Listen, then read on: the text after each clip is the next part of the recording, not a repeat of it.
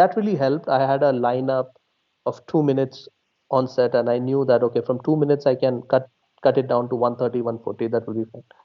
And then I had a very good music director, who completely did a great job on the music, and my CG team. After that, they started the roto work, and I had a huge team in Bombay. Some were doing, and they had after doing all this, I remember they just had 10 days to do that. So they started with the roto, and there was someone working on the backgrounds, the BGs separately. And then once the multiplications and the compositing and everything was done, then we kind of blended everything. And before that, once the roto was done, we did a basic touch up and the DI, that is the color correction on the characters, so that we can match it to the backgrounds and the CGI. And then once the compositing happened, you know, they took some time to blend and blend and blend, because we now, you can understand from me just talking about it, that I made the story, we made the storyboard, then on the shoot and after the shoot. So I have me, my DOP, and my CG team is looking at one thing from a long time. We know everything about the frame, but for the audience, it should look like an element of surprise. When they see, it should be, wow, that's nice. That's the kind of a thing, You you can think about anything, you can keep on working for something for years and years, but when the thing comes and people look at it, because at the end it is all about entertaining. You make people laugh, you make people cry, you touch someone's heart, you make someone kind of want to dance. Everything, it has to happen on that television or that screen. That impact has to come across, you know so for that to happen, it has to be a seamless experience and a perfect blend of music and CGI. So we took some time to blend and blend and blend. And we also had some budget restraint, but I would say, you know because we couldn't use live animals. There is an animal welfare board. We had to take permissions, and it was, we did not have enough time to take permission to shoot and then go on air. Otherwise we would have taken real animals, so we couldn't. So we had to create a 3D animal, or we had to buy some models, some assets we needed to buy online, which looks as realistic as it can. And you know and then everything happened. And then once, a lot of to and fro, they sent me a lot of versions, and I put my corrections, and then I sent it to the DOP. The DOP also had his point of view across, and a lot of to and fro's. And then in 15 days, it was done. In 16 days, it was done. A word of, you know thank you note, I would say, to the art director. you know in when we are doing a CG shoot, a lot of times people say that it's chroma and the graphic and the CGI team does everything, but they don't understand to create that base, the perfect soil, the kind of pillars, the kind of rocks, which kind of will match your CG, and which can connect to the 12th century particular place you're talking about. It's very important. And the costumes, the people, everything kind of looked very authentic. So then it kind of really blended in well. So the art team was also good. And at the end, 15 days, this came out, and, the show did really well. I would say the first episode had a very good opening, in Karnataka market on in our channel. The first episode was really well appreciated, well received. That's the whole intention. You promote a particular episode, a particular show, so that the show starts really well, and people come and watch your show. And that's what it did. It was very successful, I remember, and it's still doing pretty well, and it's still running on Suvarna. Yeah, but virtual direction was a very very informative, I would say. And I had to be very patient with that. You have to be very patient.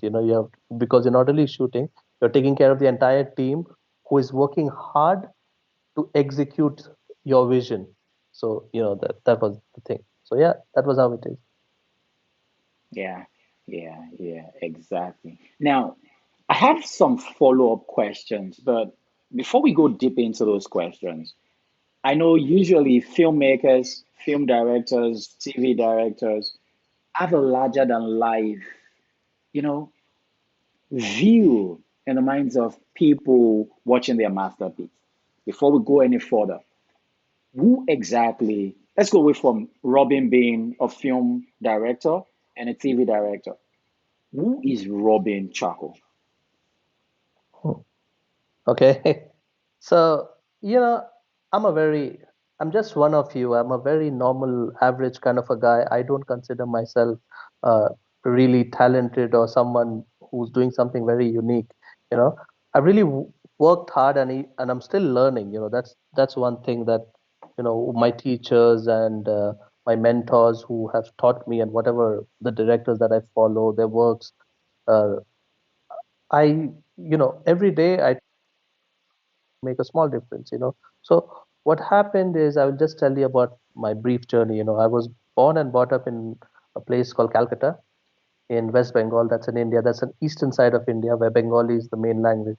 So when I started there, my dad was in the army and my mom used to work. So we are from a lower middle class family, and things were difficult. I had to study. My sister and me, we had to study, and my mom used to work. So life was very difficult. And just like any other mother or caring parent, they wanted me to become an engineer, do get into engineering, or the medical field, or do something, or in the financial sector do something which that everyone does to make money, have a good standard of living, because that is what, from their perspective, they think that, okay, my son becomes an engineer or a doctor, or a good financial person, say if he's working in a bank or a government job, that's settled, his life is settled. That's what they were looking at. But I remember growing up, I took science, and I was I always liked, there was only one thing that I liked in science was uh, the lenses. I still remember the chapter of lenses. I really liked. I found it really fascinating, and I loved writing a lot. So in my English classes, I used to write a lot of essays, and history was something I loved. So I used to read up a lot in history. And as I grew up, I finished my school and everything. I knew that I'm nowhere going to be an engineer, and even if I be, I'm going to be a bad one at that. So I was like really confused as to what to do. But one thing, unknowingly, I had a habit. I used to watch in India, I'm so blessed to say this now. I used to watch a lot of regional films. When people look at Indian cinema, they think of Mumbai and Hindi films as the only thing. But in the south of India, some of the best films are made in Malayalam, in Tamil, uh, right now it's Telugu as well, and some films are made in Kannada, and Bengali film industry is big. So while growing up, I used to watch a lot of Malayalam films as well as Hindi films. I remember, and so when I used to watch them, I particularly liked watching Malayalam films because it was very funny. There were some characters and the performances were so good and so real. You could connect with them. So I kind of really liked that. And of course, the Shah Rukh Khans and the Salman Khan of Bollywood were always there, and I used to watch them. So I like that. And one thing I remember, when I used to watch something on television, I really liked watching the 30-second and 1 minute ads, the ad films. I loved watching them, and I remember that there were times when I only used to watch the ads, but I did not know nothing, like how to, who makes that, or who writes that. I really liked that one line of the jingle, the catch line of the ads, and I really liked how they got about that, but I did not know what to do, what to go about it. So I remember once I finished my school, and my parents wanted me to do engineering and everything, and I was also thinking, okay, let's give it a shot. But my sister told me that, hey, you know what, I've seen your work, what you write well. You don't read something and just copy paste it. You're not like that. You think about something, and what you write is what you observe around. I used to observe a lot, even today I do. I used to observe a lot how a particular person would walk, how she will look at me when she's angry, how he will look at me when he's sad, how this person would dance, how an old man talks and a young guy talks. I even do it today. I observe people a lot, how they will walk, the mannerism of different people. So I used to do all that. And what my sister told was that, why don't you try this course of mass communication and video production. So in Xavier's, there's a college called St. Xavier's College. It's one of the best in India. So in Calcutta, it was one of the good courses. So I thought, like, let's give it a shot. So I gave the entrance exam, and I just got through somehow. Again, we had to write an essay or something like that was there, and I remember I wrote something, and we had our interviews and vivas, and I got through. And once I got through the college, okay, I thought, okay, let's see what it is. And I still remember, it's not that you get into a film school and you learn everything. No, that's not how it happens. I remember when I joined my graduation, this was a whole different kind of study. I'm entering a classroom, and normally people would think that, okay, there'll be a board, and the teacher is going to teach you something, and you're going to go home and study. But no, we were shown films, every single kind of film: Italian film, French New Wave, uh, uh, British films, American film, Russian films. I even watched African film, Osman Sembene, the Hala, there's a film, Tuki Buki. Uh, these were the kind of film I really liked, Osman Sembene, and then some Korean films. So once you were exposed to these kind of films, and the good thing that I liked was every time the film was over, we would have a session where my teacher would ask us, what did you get about the film? And we understood one important thing is, uh, when the film was made, what was happening in the society that time. That will give an idea about what the filmmaker is trying to present to us. It's very easy for us to look at a Charlie Chaplin film and say, hey, wow, it's so funny, isn't it? We look at a Charlie Chaplin film, anyone watching that, people used to say it's a children film. Charlie Chaplin movies are for children. It's very nice. It's very funny. That's how they're treated. But no, when you look at it closely, we don't know that. When you look at it closely, Charlie Chaplin was nothing but a homeless, hungry person, and everything is connected to that. That is the beauty of filmmaking. Charlie Chaplin is nothing but a hungry, homeless man, and in his search for food, or say a home, or something, it's always, or a job or something like that. The humor comes in. The humor is there just to cover him. And I remember watching Charlie Chaplin, and just that happened. Charlie Chaplin's film was seen, and when I got to analyze it that way, I was thinking, okay, how life would be during the First World War, Second World War. If you're talking about that, life will be so difficult. Today we live, even in Corona, we have everyone. Most of us have a comfortable life. We have all the means to sit in a home and you know relax a bit comparatively, because we have the internet, we have the phone service, we have food which we can order. Practically everything is available online or through your phone. Okay, but just think about that in the 20s and 30s during the war, you know in America, talk about Africa or anywhere in the world, that kind during that time, it was very difficult. So the films which came during that time would be different. The Italian neorealism film, and the one film which really changed me, and I really wanted, really helped me, uh, and I would say motivated me to make a film, was called Bicycle Thieves. It's by Disica. It's an Italian film, and it's a beautiful story of a relationship of a father and a son. Okay, and it was so simple, so beautiful, and I don't know Italian, but I could totally understand it. And I remember watching a lot of sequences of it. Initially, when we start watching, we look at the subtitles, but then gradually, with the flow of the movie, I remember I watched it again and again, and I really could understand, the kind of the mindset, the society at that kind of thing, and what the filmmaker Disika was trying to portray. I remember watching that, and that kind of was the first spark, you would say. And I thought that, now let me think about how to create these kind of things. So the ads, the small commercials and ads that I see on television, I thought, what to do to go about making it. So then in film school, then in my class, we got skilled in camera, so we were taught how to use camera and how script is, how you go about writing a script, how you go about breaking down a entire story narrative. So we were so the good thing if you do your graduation in mass communication and film production is you get a 360-degree view, because in when you talk about media, it's not only films, it's journalism, television journalism, it's print journalism, now it's social media also. You are taught ad films, advertising, how to make advertising film. Then you are taught television and films also.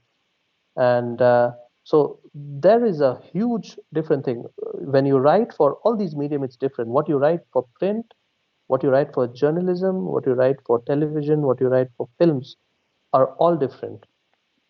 Everything starts with here with with a mindset, but with a bit of practice and a bit of a skilling, upskilling yourself, you understand that okay, this is what I want to do. A journal. If you want to say something, I remember there's so many friends of mine who started doing that course, and uh, one of them, he thought that he wanted to be a filmmaker, but today he's a very successful journalist. And when I speak to him today, we share a laugh, and he says that I always thought that this is what he said. He told me that I wanted my voice to be heard, and I thought that if I make films, it's a kind of expression that people are going to see. But then he realized, no, I wanted to say something through my journalism, through my writing. And once he finished that course, he started exploring the journalism opportunities in television journalism, and he's doing well today. So what I would say is that that really set a very small, that gave me a spark. And although I was not a good student, I was nowhere a good student. But I used to observe a lot of things, and I tried to you try to learn everything. I remember that I made a mistake by learning everything, like uh, journalism also, advertising also, films also, television also. But that's not the correct way. You should know everything, but at the same time, if you can understand Specialize. that what you really want to do, yeah, Hmm. what you want to specialize in, Yeah. that will really help you. And that at that time I did not know nothing, but I loved watching films. I remember I loved watching films. And you know s- of course, there are some films when we watch it, then we don't understand what that means. So you're in class and you're just looking at it, but then when you come back home, and after a couple of years, you realize, okay, this is what that was about. So you watch it again, and then it can change your life. That's the kind of impact cinema can have. So after I did my graduation, I remember I was not done. I wanted to. I had so many questions, and there was no one to answer that. And in my mind, I knew I'm not ready for a job, but at the same time, my parents are there. They're asking me, okay, so now you have done your graduation. What is the next plan? Everyone is doing around you. Your friends are doing engineering. They will get into a job. So you need to do something. And when I started, this was long back in 2008, 2009. When you start off, you don't get the fat paychecks. To be very honest, you start off as an intern anywhere. Some places that don't even pay you, but that's what I did, an internship in a television channel, and I got to know how television shows. It was a life travel and lifestyle channel, and I knew how shows are being made. So that's what I learned. So very basic concept I learned. Okay, this is how a particular show is shot. This is how you write for it. This is the format, and this is how it goes on there. That's how basic it was. I was an assistant there, and once I got a whiff of that, and I used to assist in a lot of ads. I remember I used to do some ads without money. They didn't pay nothing at that time, but I really liked being on the set. With the big cameras, with the big crew. I used to feel very important, but there was no pay, nothing. I used to just observe it, and I so wanted to be that man who's standing next to the Alexa and saying action and cut, and but I didn't understand how he could pull it off. How what is happening. I used to think that it's chaos, but this man and the DOP knows what they want. And when I used to see that ad on television, I'm like, oh man, that was nice. So by that time, I knew that there's a process when you when you want to do an ad. The first thing is the idea, then the idea translates into a script. Okay, then that script breaks down into storyboards. That is the frames that you see. So if it's an ad, if it's a for 30-40 second ad, it's like 20-25 frames. So every shot is there. But at the same time, the most important thing for a director is man management, I would say, and being very patient on the set. And that's the thing. And another thing is he should have an edit sense and a music.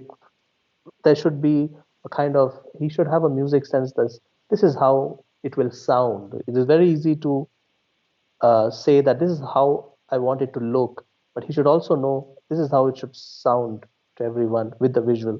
So that was something, I thought it was very difficult. So then, as I used to keep watching films and everything, and then I thought that I need to get out of Calcutta and do something. So I got about this course in Delhi, which was 1 year. It was a post-graduation course, and you could do a lot of short films. When I inquired about, you would be in an environment where you're making a lot of short films, and it was only 1 year. So I was like, okay, this is fine because I did not want to do too many. Didn't want to commit to another 2 years and then do this. I was thinking, okay, let's do this. So when I went there, I went to Noida AFT. That was a nice course. I did a post-graduation in film and television where in every 3 months we used to make uh, one or two short films for sure, and there were so many. And the good thing is I was exposed to an environment where there were a lot of foreign students. Like I remember, like David, you were there, Yeah. and so many people from across Africa. There were people from Europe, there were people from America, and everyone. There was a 3 month course for which a lot of people would come, and there was that 1 year course as well. So many people would come, and I remember sitting and talking and exchanging how it is, how different cultures are coming together, and how a thing which is so different in Nigeria is so unique in Greece, and that thing is again different in Spain, and in India it's totally different altogether. But there was something which was connecting all of us. That all of us, we loved hearing the other thing, how it is, and I loved and I have even today I have so many friends from Africa, and I loved hearing stories about Nigeria, the film industry. It is one of the biggest industry in the world. So Nigeria, Ghana, the beautiful places across the Egypt, and then Europe. There were friends from Europe who used to talk about it, and then we had some American friends as well who would talk about it. So a good, healthy exchange of ideas used to happen. And when we collaborated, we always thought about, okay, how would we go about it?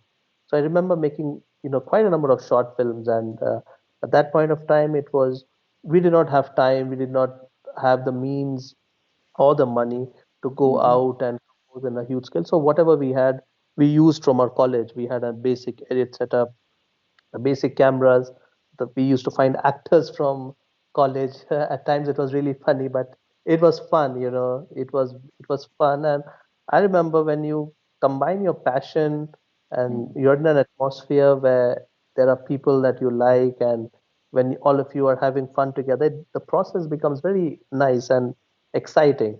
And I remember we used to create a lot of films and everything. And okay, I kind of got the whiff of it. Okay, this is how it is. Okay, not bad. And every 3 months was something different. We would come back and okay, we will do this and we will do that. And I remember after finishing off with that course, I was much more confident, and I was definitely much more confident. I participated in a couple of short film festivals as well, and it got awards as well. So that really gave me a confidence booster. Then I directly went to Bombay. When I went to Bombay, I joined a television channel as an assistant producer in a channel called UTV. I will say, if you put it in dollars, uh, I used to make not more than uh, $300. You know, three 250 to $300. I used to make. That is in 2000. 2011, I remember, not that much, 2011, you know. But I was an assistant producer there, and I got that job, and I was very glad. It was a good company. It was a prestigious channel. It was called UTV Stars, and the good thing was I would be working with everyone in Bollywood. So my job was uh, there a lot of it was a music and entertainment channel, so I would be a part of a show where you interview a lot of celebrities. So from your Salman Khan, your Katrina Kaif, or your Amir Khan, and all the big actors in India, everyone, you know, my job was to be a part of I was one of the producers in that show. We used to take care of the segments and how you shoot and everything, how you take, Mm-hmm. you have to go and take a bite and interview them. You have to be ready with your script, your questions and everything, and that kind of a thing. That was a very on job. So, at that kind of an environment, I remember I realized the importance of being on the job. Here I am from a film school where everything is fun. I have my friends across, and whatever mistake you do, you think of it, and the next time you will not do that. But on a job, it's not like that. There is a thing, you have to be responsible, you have to be committed, and you have to ensure that every single thing is done properly. So that happened, and that gave me a good exposure for some time. But then, I always wanted to direct. So what I used to do is I used to go back, and I used to start writing. I started writing, and I even today I do that. I developed a habit of writing. Initially, whatever I used to write, I was not be happy with it. I used to write a lot. I just used to write concepts and stories and short stories and kind of things. And initially, I didn't really like what I used to write. But I remember one of my roommates, he was in the film industry. He saw some of my short stories and he said, "Hey, this is nice. Ever thought about making this into a film?" That was the time I was like, "Hey, this guy writes for films. He writes dialogue for films, and he's saying not bad. So I'm not that bad, maybe." So then what I did is to get into direction, I thought that I have to be a director, so I have to get into this myself. So from there, I moved to an ad agency where I used to assist all the directors in Bollywood, in the Indian film and film industry. And I used to assist them. That is where the big opportunity came. I learned and unlearned a lot of things. This is how you do certain things. This is how you ideate. This is how a small idea can develop into an impactful visual. This is how you break your shots down, you know. So there is that is one place where I learned, the more you are on the set, the every day you will learn something new. And I used to spend all my time with all the DOPs with whom I work now.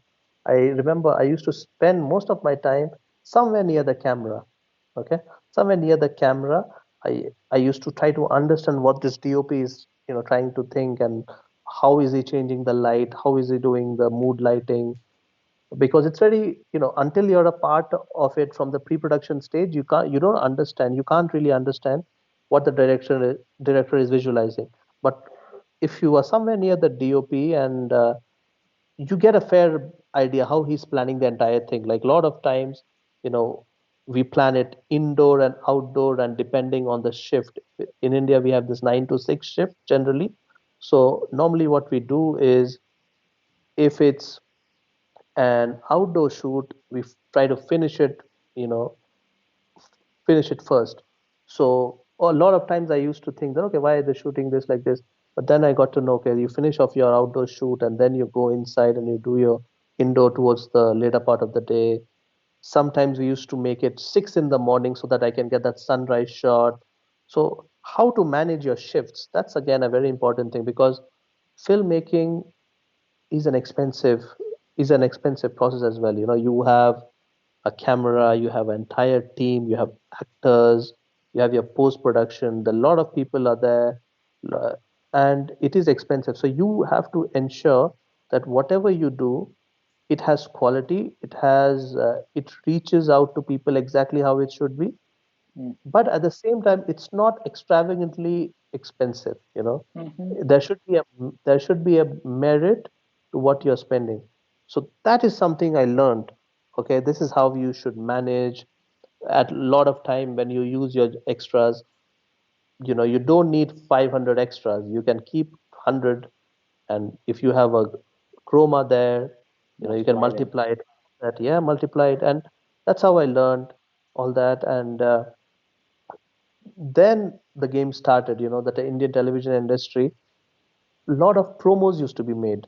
So in India, what happens is whenever there is a show on television which is launching, you have a promos which are made.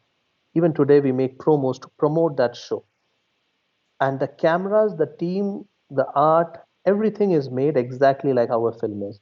So the cameraman who will work on that will be one who does ads of films. The art director also will be from the film industry. The cameras will be the same.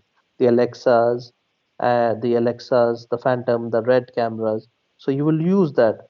So that is where the opportunity came. And when I started, I moved to a entertainment channel, which makes these TV shows. And I started as an associate producer there, and so I switched from ads to television again, but this time with the web series that you see. So we have a GEC, General Entertainment Channel, which makes television serials like your daily soaps, daily shows. So for I joined the promo team, and what happened is first I started with a couple of show launches, and I used to assist a couple of people.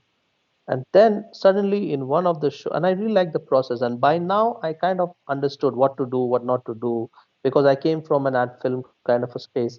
So I was very detailed, in my Mm. approach, in my pre-production, my planning. I was very good at that. So then what happened? I got an opportunity to direct one show, one promo, and trust me, it was a big opportunity, but I didn't really show it because I know if I get too excited and I show that, oh, okay, I'm going to do this is a big deal, I'm nervous. I was very nervous, but I did not show that because someone told me that, Robin, if you get an opportunity about something that you really want to do, take it. And even if you're not really good at it, learn it on the job because you are sincere, you are going to put your 100% there for sure. Mm-hmm. So in anything that you put your 100%, it's not going to be bad. The job is going to be done and you will learn a lot. That learning you can apply in the next and the next and the next and the next and next. You don't, there's no guarantee of success in everything, but every day you can learn something different, something new, a small set of things. That's the beauty of our industry, in the film and television. Every day you learn something. So by this time I used to, read books and watch a lot of films and everything. I what I did is I got that opportunity. I had to do one promo, and I did that, and I did that within the shift. I remember it was a 9 to 6 shift, and we did not have money or the time to exceed that shift.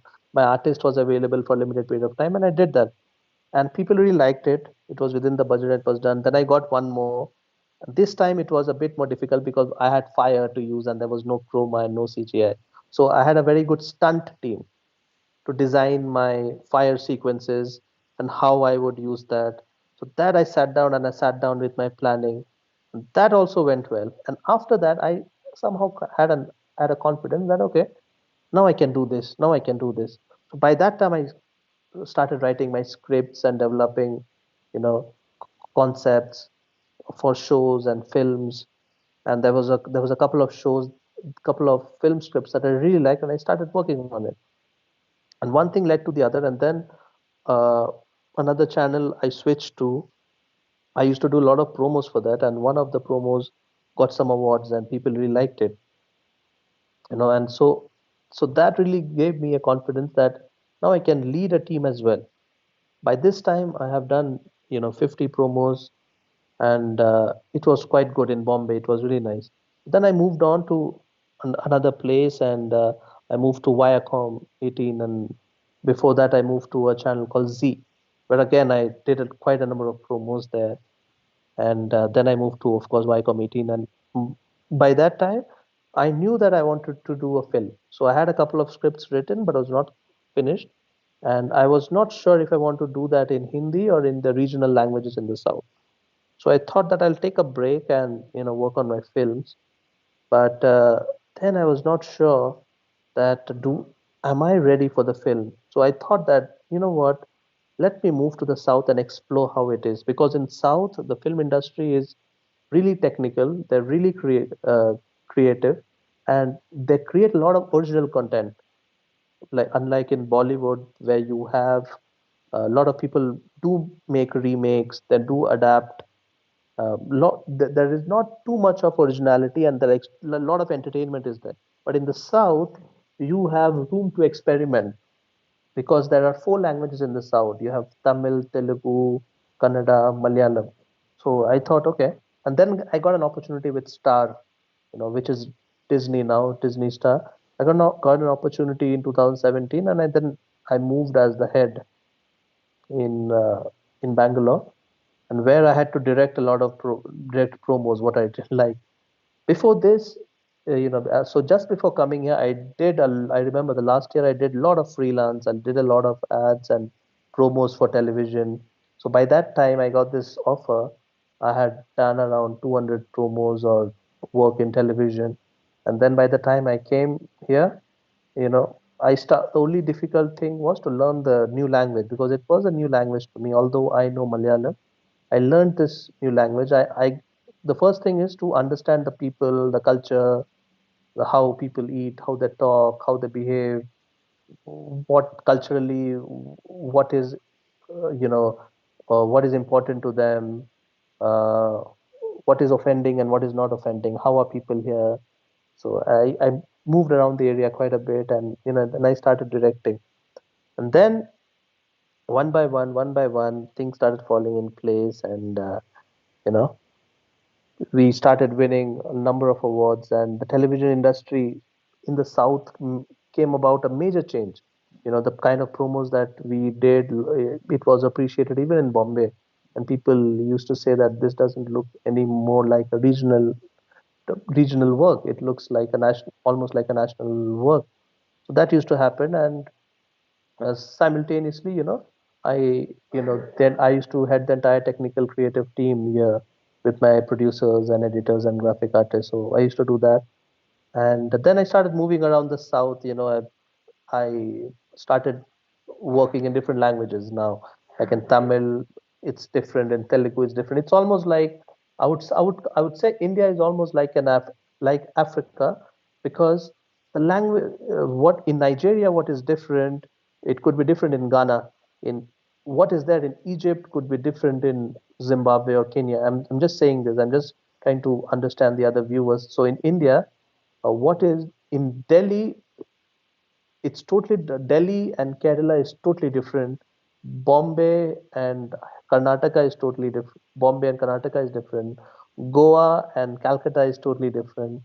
So, when you have diversity in the place that you're staying, you can learn a lot. So I kind of got influenced with a lot of things and moving around. And what there was a stage I remember a couple of years back that I'm shooting every day. Like today, I'm shooting in Hyderabad in one state, and then I'm taking a flight back the next day to move to Tamil Tamil Nadu to make one promo, and then I used to go to Karnataka, and then in between I moved to Kerala as well for some time, where I did some promos as well.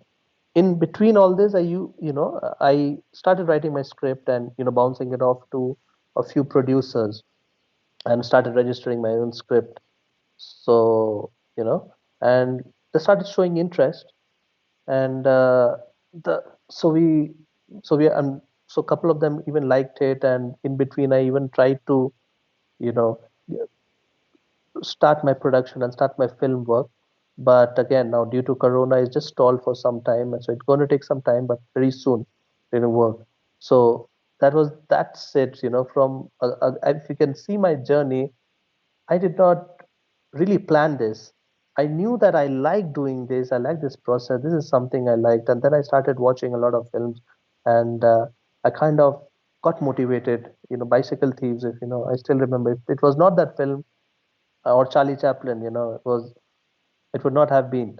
I started watching that, and then I got to know and I got into the process. And once I learned the process and I knew that, okay, this is what I want to do, then I got into direction.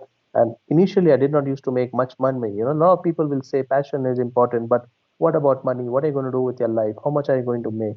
Let me tell you that, in the media industry, I would say film, television, initially you might not make a lot of money for sure, because you have to learn, and you have to understand what's what you want to specialize in, what you want to really do. So initially I would suggest that start learning, but this is a good game. This place is nice, where once you learn and once you pick up some skills, you will specialize in that, and you will not be undervalued. Because once I learned a particular skill, you know it was not that, if you become an engineer, you become a doctor, you'll work somewhere, you're earning something this year, next year you'll get a percentage of hike, and next year, but then what? But in this industry today, from 200 to 200, you're making $200 today. Maybe in 1 or 2 years you can make $10,000 per month. It's like that. So depending on your skill, your one script is liked by a producer, and it can do wonders to you. Your one ad which is liked by an agency when it's shown on TV, and that product is doing really well, and you will be flowed with a lot of offers. And so that is how it is. You learn a particular skill, and trust me, mostly you have to be fearless also, David. One thing is, whatever we see, we have to be patient as well. We have to be patient, and at the same time we have to be fearless, that, because this is one thing in which people people looking at you will not understand if you are talented or not. How will they know? Once they see that you have the determination and that focus and that responsibility towards doing something creative, and if you have a problem solving attitude, that really helps. you know you know Watching your films, read a lot of good books, watch a lot of international films, watch a lot of films across you. Like if you are from India, or you'll watch a lot of Indian films, be it Hindi or any other languages. If you are from Africa, I would say watch a lot of African films.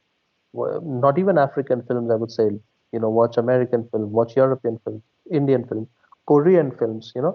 Once you watch a lot of films, what it does is that you understand how people are thinking across. Because just like if today a particular person sitting in, say, Bombay or Nigeria, thinking about wanting to make a film, there will be another person sitting somewhere in Sydney, okay, also thinking the same, but maybe both of them do not know how to reach the goal. Mm-hmm. So I would say the very basic thing what you can do is, cinema comes from real life, man. Everything, it comes from life. It's just life. It is the projection of life, and that's all it is. Every single story, it comes from somewhere. Even if it's mythological, it's fairy tale, or if real life, but you have to create a life, a form. You have to create an entire world in front of the in front of the frame. So to do that, I would say try to watch a lot of films. I would say, doesn't matter what you watch and which language is it. You know, you do that, and if you can possible, read some books. Like I like reading Khalid Hosseini. There's a writer called Khalid Hosseini, Kite Runner, A Thousand Splendid Suns, beautiful books. So I read a few, and what it does, it's really opens your perspective. you know I remember that when I in Delhi, you had so many foreign friends, and when I used to talk to them, it really gave me a different horizon. Okay, so some things, for an I remember, for my friend from America or Europe, knowing about 3,000 gods in India and so many festivals, they used to be like, oh my God. And the different kind of foods, there's so many kind of food. Like you can almost eat one different food every single breakfast. You could have one lunch, dinner, different food. You can do that for 365 days. That's the kind of variety that you have here. So they used to be overawed with that. But the simple things are so difficult in India. The simple things are difficult in India, which they were really confused. Okay, why is this not possible? So once you interact with once you interact with people around, you understand, you can. I, I I had so many friends. I remember it's not only friends from abroad. I had a friend who used to drive a rickshaw, so I could get a peek into his life. I had a friend, his dad was a multimillionaire, so he used to take me to his parties, and when I used to go to his parties, I used to see, okay, how the rich and the affluent, behave in the society. So I used to observe all this. So, once you observe and you watch your films, you you get an experience. That experience, you will put it in your work.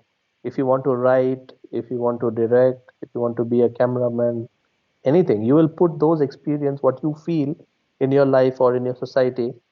Today there's a lot of things happening around this world, and we all get to experience it, maybe firsthand or via a certain thing it affects us. But once it does, we once we experience anything which happens to us, we behave in a particular way and it has an influence on us.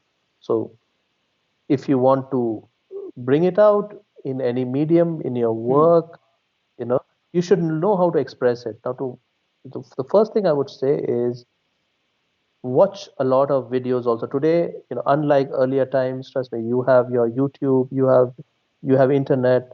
You can go and search for movies. Like if there's a particular genre that you like, you can search for that. You can get the names, you know you can watch that on YouTube. You can look at tutorial. There are so many tutorials. There's so many talented filmmakers and in Africa who are doing a great job. uh, you can look at their work, how they start off with.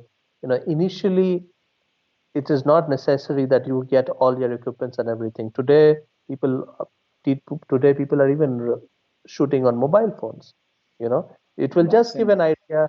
Yeah, mobile phone cinema. Their filmmakers are winning awards also. So what happens is, once you once you shoot something, you can understand that, okay, I understand the kind of storytelling you want to. And after watching films and shooting a low budget thing, you can have some of your friends and maybe someone from the local film school, wanna you can collaborate with them. And there, where there's a will, there is a way. You can Hmm. find out ways and how to go about it, and just start off grounds, start off basic, I would say. Start off real small. And even if it's a 1 minute film, but create something once you start creating, you will feel something different in you. I would say that is the first thing. You'll feel something different, and you will know what you want to do. Like a lot of you watching, you might start off with directing something, and then you must have loved, holding the camera. You can look forward to being a DOP. You loved the process of writing, you can become a writer. All these are specialized jobs. Or someone wants to edit, that editor is a very important job. There's so many things attached to the thing. Or if you even there's a even if you are someone who's good at planning everything, we have a production managers and line producers who do the same thing, who puts everything together. So there is a lot of things associated with film and television. So if you want to get into it, I would say you can start off small. Watch a lot of videos, see a lot of films, and observe a lot of things what's happening around you. It's very important to be aware. It's very important to be aware of what's happening around you. And I'm not saying you will have an opinion about it, but what better way if you can express it. That will be nice. So so that's how it Wow. is. Wow. What a very exciting journey. Trust me, Robin, you just nailed it. Now, one major thing I love from what you talked about, was how you started. Initially, you identified what you wanted to go into. And then after identifying, you continue the process of chasing the dreams by watching videos, and Yeah. that's another learning process. So that simply tells me now that you didn't have all the money, in the world to get into the film school then, but you were able Mm, to learn through videos. You mentioned tutorials because some people give the excuse of not being able to go to film school. Now, the best mm, filmmakers aren't the ones who get through film school. The best yeah, filmmakers are the ones who are always wanting to learn. They have an open mind, and so they treat themselves with videos online, materials, videos of other successful people, and also stories of successful people. Also, you know what I mean, like you too. You know, and basically another thing you mentioned was observation. You talked about having a richer friend.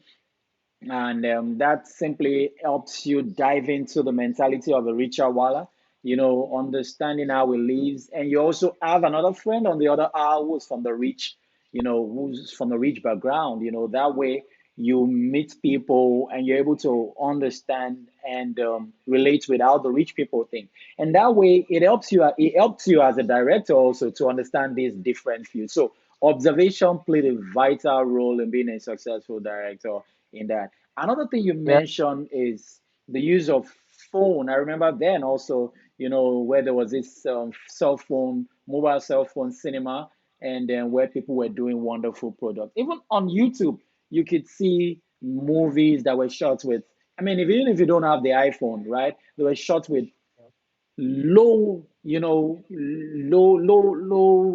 income cameras, and it simply tells me now that it is not what you use to produce the film or what you use to bring out a piece that matters.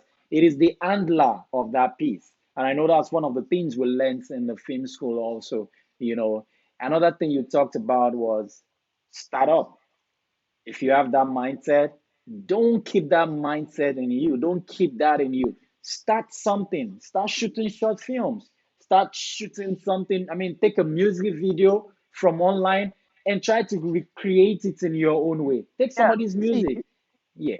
it's not only about you know video. If you have a mobile phone, a lot of people might say that I have a mobile phone which doesn't have a very good video quality. You start taking pictures. You Yeah. take pictures. You take pictures.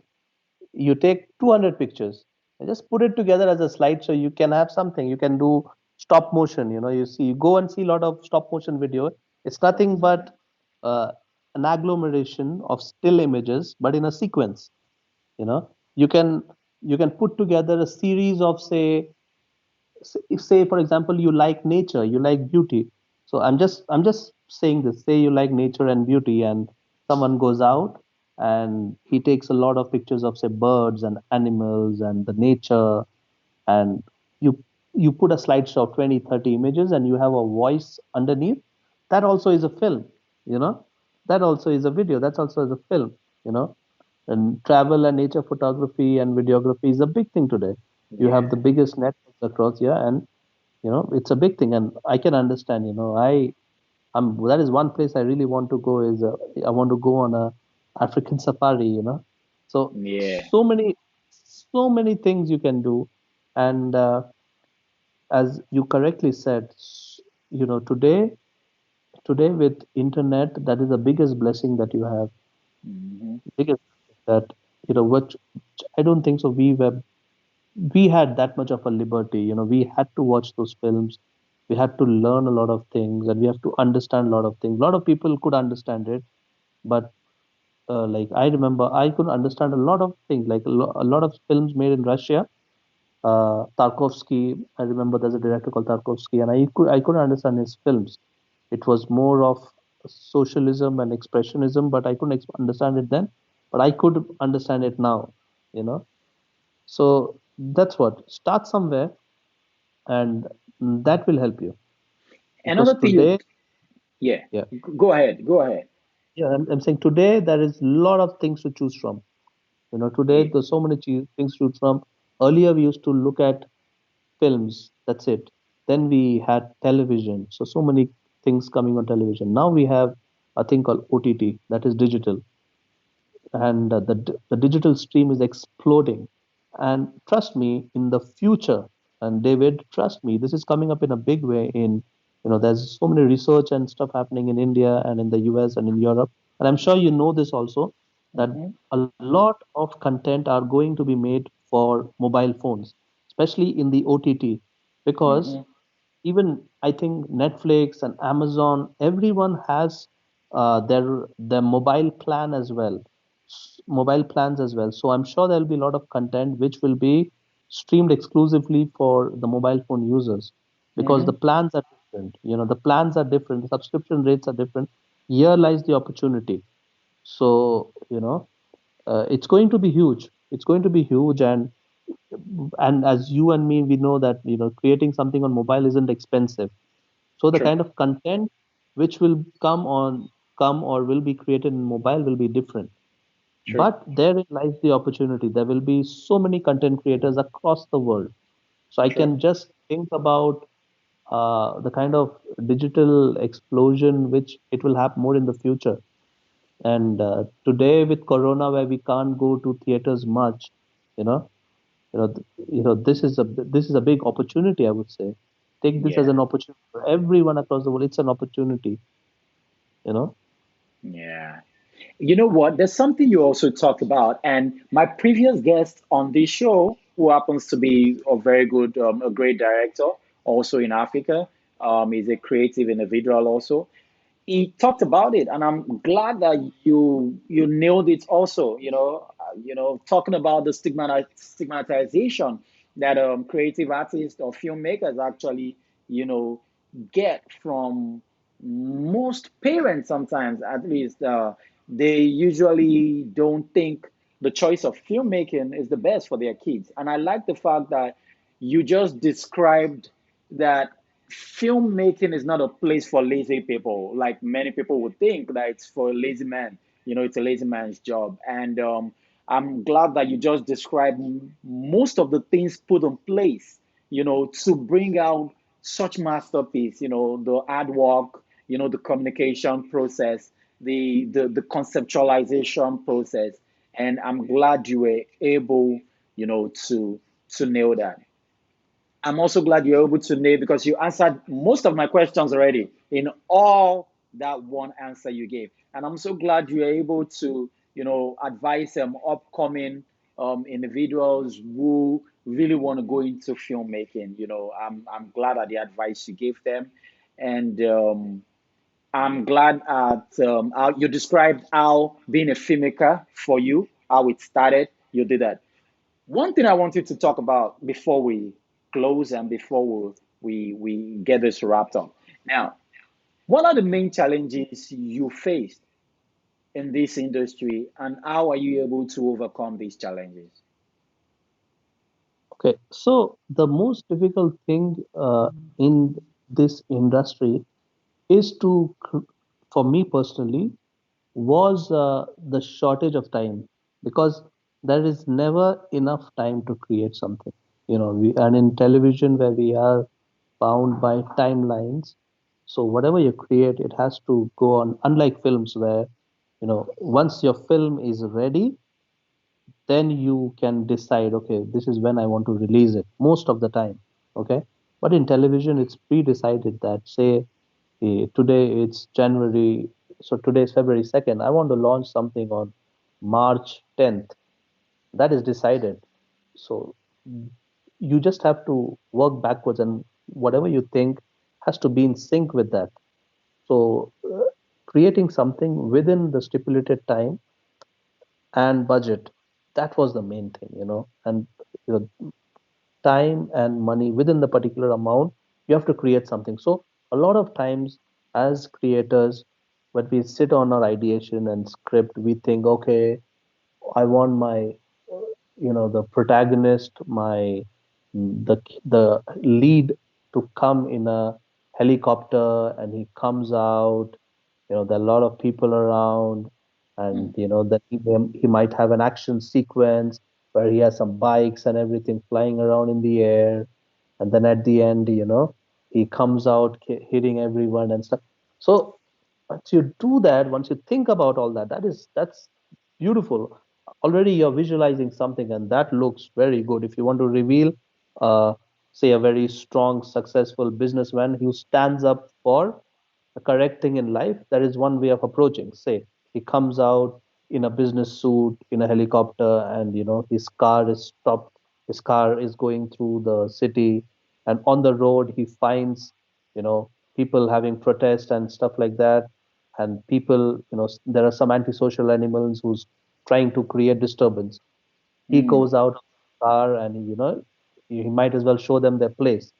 And we mm, s- we show that he stands up for what is correct, but he also has his own style, something like that. So say mm, for example, you do something like that for the television thing, it's going to be expensive. You have to be very very wary of the budget, because you have your helicopter rentals, you have your car, you have your roads, you have the people. So you have to be very smart, and also think that is it doable. You have to think about the kind of shift that you're working on. Like normally we work in 9 to 6, that is one shift.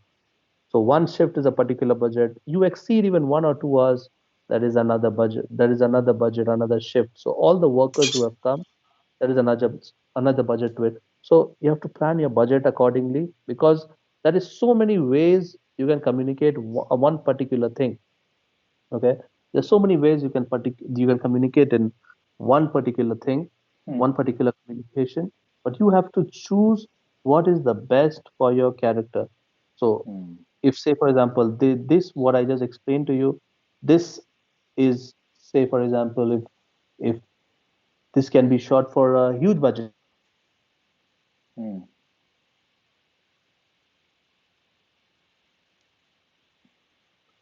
actor, Yeah, for my lead yeah. actor, instead of only revealing the lead actor, let me reveal the lead actor and the actress separately. Let me make two promos. So you get two promos for it in the same budget. So then the chances of it getting approved is a lot more. So Mm, I used to think, so those things were challenging. I used to get overboard in terms of the budget and the timelines. And then I took a step back and I used to kind of, you know, look at options, because shooting live action is just one of the different means of expressions. Like CGI is one, live action is one. I have done shadowgraphy as well, which doesn't have any person. I have done something on ink blot. Uh, there are so many ways of choosing the correct visual communication, which doesn't impact your budget as well. There are times that you will need budget, but you have to also be very sensitive to budget. You know, because great. because because you can't spend overtly, because this is, you have to be very responsible as well, because it's someone's money you are putting. And say if Mm, it's a film, you can't go overboard a particular budget, because there is only this much revenue it can create, it can generate, recover. So the first mm, thing, whenever any person, a producer, trusts on you to make a film, you have mm, to, in your mind, be very, understand that, okay, if I am putting 100, okay, if I am mm, putting, if he's giving me 100, let me try to finish this in 90. Because even after shooting, there will be marketing and promotion as well. So you have to shoot it in a particular budget, which once it comes out, it can be recovered, say satellites or theater or distributions or remake rights. So then whatever it costs to make a film, once your money is recovered, your producer, who's the person who's put trust on you, he will know that, okay, when I back this guy, I know that it won't go in loss. And a lot of times, the in film industry, the success to failure ratio, you fail a lot more times than you succeed. So again, mm. then the responsibility becomes double. So Wow. balancing of timelines and budget is very important. Wow. Wow. Nice, nice one. Hey, trust me, man. Trust me, man. Trust me. Robin, personally, you know, your story explained has thrilled me. And I know it has thrilled many people watching this and many people who would also watch this later. I want to thank you for coming on the show. Thank you so much for sparing that time. And I want you to thank your wife because I know it's midnight now over there in India. Thank her. Thank her for giving you that time to do this. I really appreciate it. And trust me, after the pandemic, we possibly will get together again and do something good. Thank you so much, Sure. Robin, for joining. Sure. It Yeah, was go really ahead. nice. It was really nice, David, hanging out with you after such a long time and on social media, the new way. And I hope, even if one person hearing this is inspired after hearing both of us speak to take that next step, it will be really nice because the more the merrier in the film and television industry. True, true. Thank you so much, Robin. It was nice having you. Thank you so much, man. Okay, and to you over there listening, thank you so much for spending the time. And I'm sure you heard Robin Chaco's story. Now, Robin Chaco, as a filmmaker, has a larger than life picture. But guess what? You just heard him, how he started, how he kept on, and how he finally achieved the status he achieved today. It's not easy, like you said. But guess what? Identifying the talent is what matters. Pursuing the dream is another thing, and then continuing till you achieve that dream, even in the midst of challenges, is the major point of it. And finally, when you get to that position of success, constantly developing yourself, moving. One thing that thrilled me about him was he kept moving from one channel to the other, and he kept moving. Guess what? Keep moving. Thank you for joining us. Now, in the midst of the pandemic, I hope you take care of yourself and you stay safe. Remember to adhere to the guidelines of the medical practitioners, wear masks, and social distance. So I come your way again next week. It's David Busari and hanging out with David Busari. Have a wonderful time. God bless you.